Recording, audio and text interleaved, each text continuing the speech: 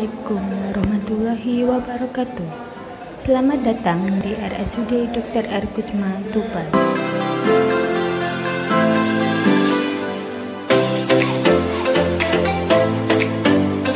Pernahkah Anda menutup mulut ketika batuk atau bersin? Pernahkah Anda mencuci tangan setelah batuk atau bersin?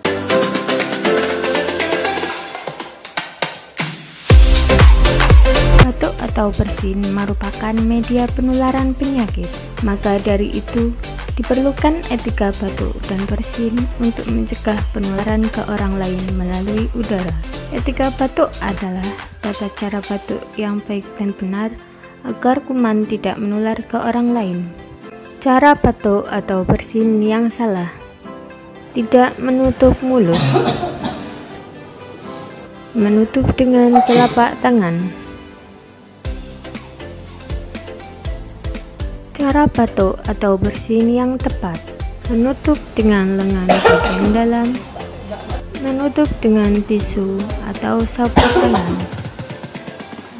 Buanglah tisu ke tempat sampah.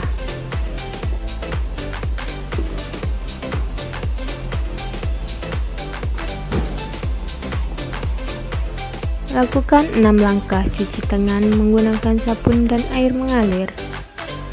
Gunakan masker bila batuk atau bersin. Demikian etika batuk.